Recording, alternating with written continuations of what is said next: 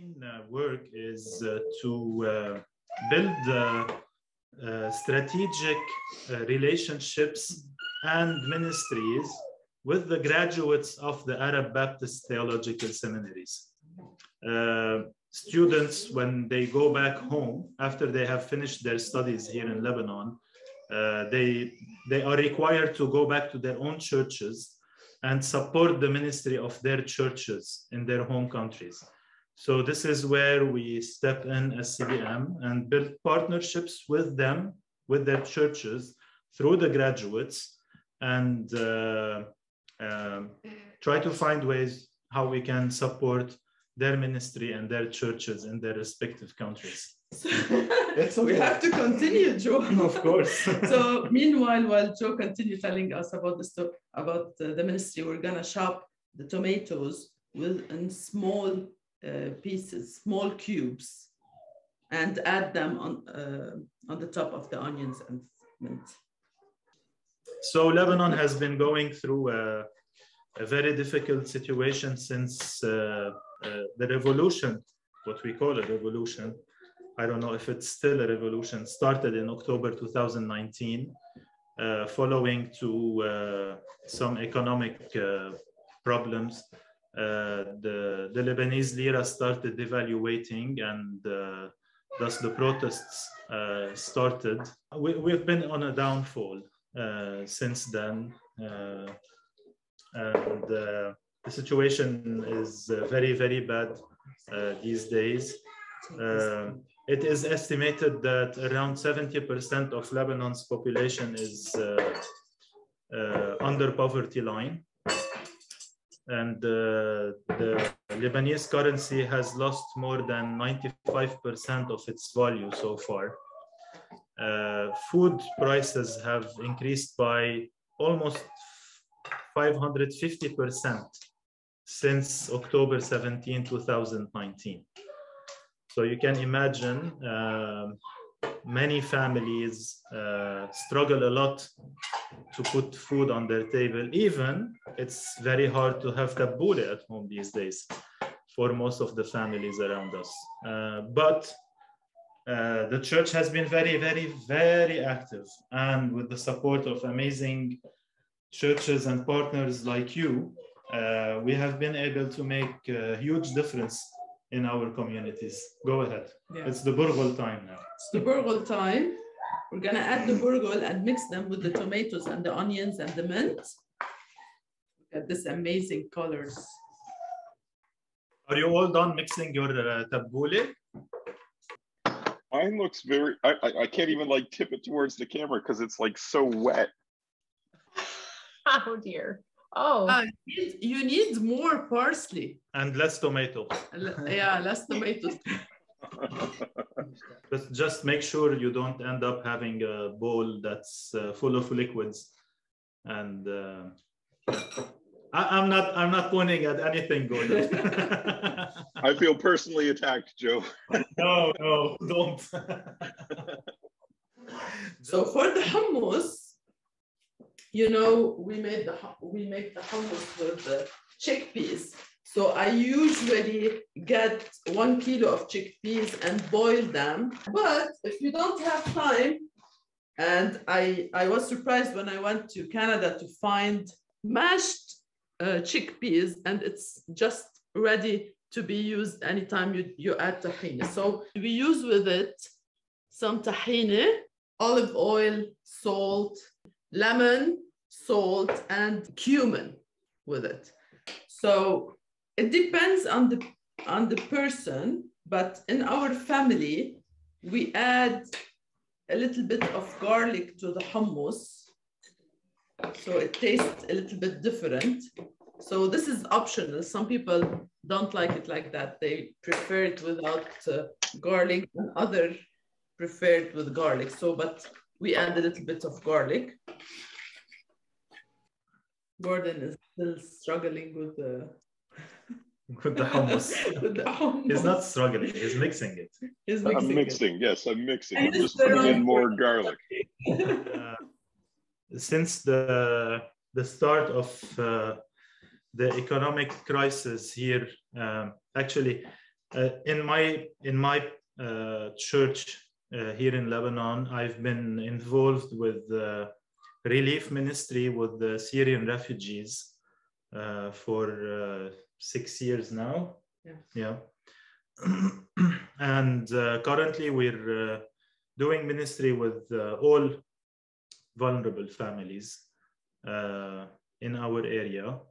What we do is we visit families, we provide them with either food support or medical support, whatever their need is and whatever we as a church can provide.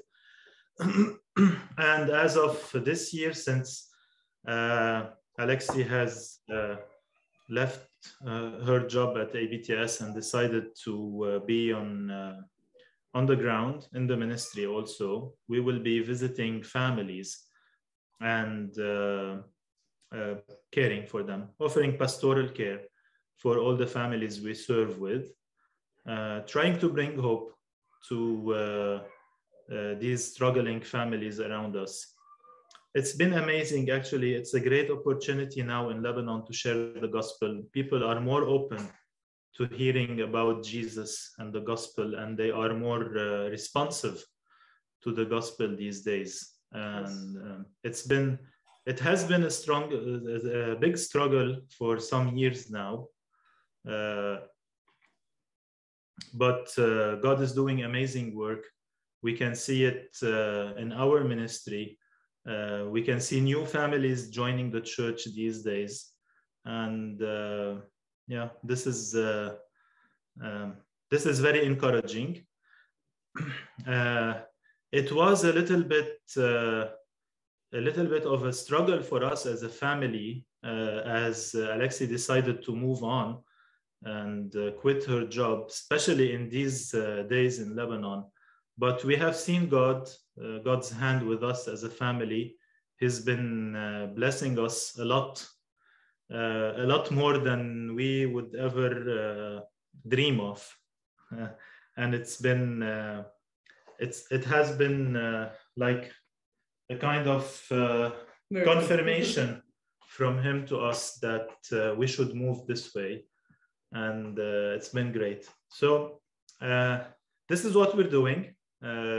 This is how you can be praying for us as we minister to these families, trying to bring hope to them and share the gospel with them. Yeah. But thank God, he's been gracious to us, and we're very grateful to what he has done, what he's doing, and what he's going to do in our life as a family. Joe, could you maybe say something, or Alexi, just about what's the situation with Syrian refugees? I know it's a tremendous amount of the population there now. Could you just say a little bit about where things stand there? The ministry with the Syrian refugees has been there for, at least in our church, for more than 9 years, since they moved from Syria, since the war started. But we're witnessing, at least with the group that we're serving, a change in their heart toward the gospel. Joe has every Thursday a Bible study with them. And the group is, we're not saying that the group is growing very fast, but they have this quality of people that they love Jesus and they want to serve him. And this is very nice. Of course, the need is big because of the economical situation added to their need. And they're struggling, same as the Lebanese, and sometimes more. We try through our partners to support them with food vouchers, blankets, carpets. Now we have carpets, and we have jackets, winter jackets. But still the need is very big. But what's joyful is to see them accepting Christ and seeing the love of Christ in a different way. Sometimes they think that we serve them just to let them come to church, but when they see us, that we just want to witness the love of Christ to them without anything in return.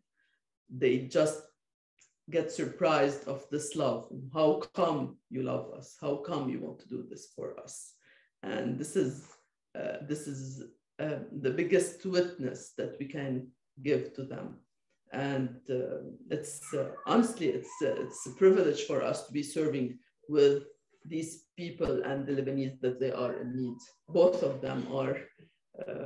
We're privileged that God gave us this ministry among them. I think that we Lebanese have done more harm to our country than anyone else has ever done before, or is doing now. We are called we as Christians are called to love our neighbor just like we love God and love ourselves. And this is what we have been doing. And we're witnessing great blessings from God when we serve our neighbors, whoever they are, whether they are Syrians, Palestinians, Iraqis, no matter who is taking refuge in Lebanon. God has blessed them in this country for a reason. And he has given us this amazing opportunity to share in his work in their lives. And we're very blessed, honored, and humbled to be part of God's work in their lives. So we're grateful. Joe, you said earlier, and I didn't quite catch the number. Did you say 70% of Lebanon is in poverty right now? Is that what I heard you say? Yes, 70%. 70% of the population in Lebanon is under poverty line. You know, the population in Lebanon now is around 6 million and a half. 2.5 million are refugees from neighboring countries. So 70% is not an overrated number. It's not something that we just throw up. There is a great need in Lebanon these days. And what amazes everyone, and this is something that I wanted to share. I'm just gonna grab my small ladder here and sit. What amazes everyone in Lebanon these days is the part and the role the church is playing in the country. When the government failed to provide support to the population in Lebanon, it was amazing to see how the church stood up for the challenge and started helping around. I remember when the blast happened in Beirut in August 2020, and we as a church went down to Beirut and started helping people. People were astonished by what the church had done. I remember that when we went down, we saw the damage was so big, and we looked at each other and said, we will never be able to do anything in here. It's much, much bigger than what we as a church can do. What we decided to do the second day is take some shovels, brooms, and go down to the street and start cleaning the streets. And bit by bit, help started coming from all over the world. And we engaged in reparations.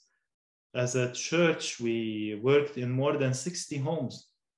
We helped repair more than 60 homes. We even built some walls in some homes. And it was amazing. People were looking at us and asking us how we would be able to do that. Even the government is not being able to do that. And we would share how God has moved hearts of thousands of people overseas and helped us do the work here. One specific home we went to, and as we started working there, actually we visited one day and we started taking measurements for their glass, shattered glass, to replace it. And the young man there, he looked at us and said, yeah, of course you can take whatever measurements you want. And I looked at him and I said, what's wrong? Why are you talking to us this way?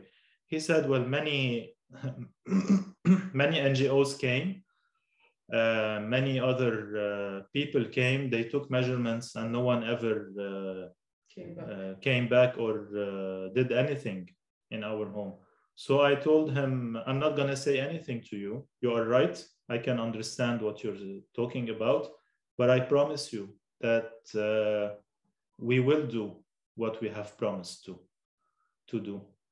And on the third day, when we went down and started replacing their broken glass, he started crying. And he said, you guys are more different than than anyone that has visited our home before. Not only you came without us asking you to come here and help us, but you delivered on your promise. And you're showing us what it really means to be a Christian. And yeah, many stories like these we've witnessed all the time, and we're still witnessing. You know, Lebanon, when you say you're a Christian in Lebanon, you could be from any background. You could be a Catholic, you could be an Orthodox, you can be an evangelical. We serve anyone and everyone. We don't ask about their background. And when we started helping Lebanese families because of the crisis, one of them came and he said, I am not an evangelical, I am a Catholic. Would you give me a food assistance? So I looked at him and I said, if you were a Muslim, I would give you a food assistance. It's not depending on who you are as a person. It's depending on who you are as beloved from God. And this is why we do it. We do it because God loves you and he loves us. And he taught us that in order to show that we really love him, we have to love our brothers and sisters who are around us. And this is what's making difference in people's lives these days. We don't care if they join our church or not. We don't care if they join our Bible studies or not. We care if they decide to follow Jesus. And this is what we want them to do. We want them to follow Jesus. Whether they are Catholic, they are Orthodox, they are Sunni or Muslim or Jew, we don't care. We just want them to know Jesus and to follow Jesus. And they understand this. It's very clear to them. We always have this message to them. We want you to follow Jesus because he is the source of hope. And he is why we are being able to do the work we are doing now.